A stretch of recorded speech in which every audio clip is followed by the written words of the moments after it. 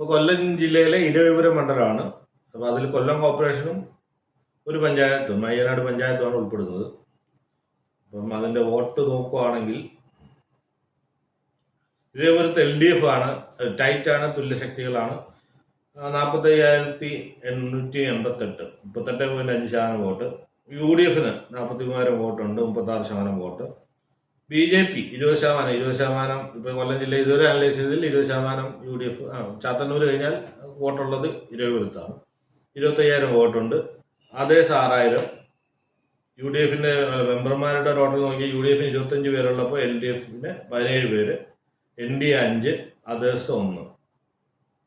Naturally UDFന് vote കുറവാണ്, പക്ഷെ മെമ്പർമാർ കൂടുതലാണ്. പ്രത്യേകിച്ച് കൊല്ലം കോർപ്പറേഷൻ UDFന് കിട്ടുകയും ചെയ്തു. അപ്പൊ അതുകൊണ്ട് ഒരു LDFന് ഇപ്പോൾ വോട്ട് കൂടിയാലും UDFന് നല്ല സാധ്യതയുണ്ട്. നമുക്ക് ആരൊക്കെ മത്സരാർത്ഥികൾ കൂടെ നോക്കാം.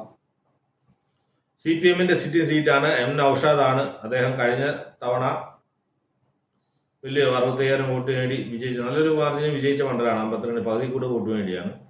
അദ്ദേഹം തന്നെയാണ് മത്സരിക്കുന്നത്. RSPക്ക് കൊടുത്തിരിക്കുന്ന സീറ്റാണ്. RSPയുടെ അഡ്വക്കേറ്റ് വിഷ്ണു മോഹൻ. BJP BDSന് കൊടുത്തിരിക്കുന്ന സീറ്റാണ്.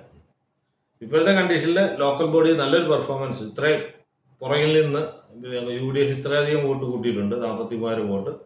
ആകെ 2,500 വോട്ടിന്റെ വ്യത്യാസം, 3,000 വോട്ടിൽ താഴെയുള്ള വ്യത്യാസം. അതെന്തായാലും പിന്നെ കോർപ്പറേഷന്റെ ഭരണം കിട്ടി.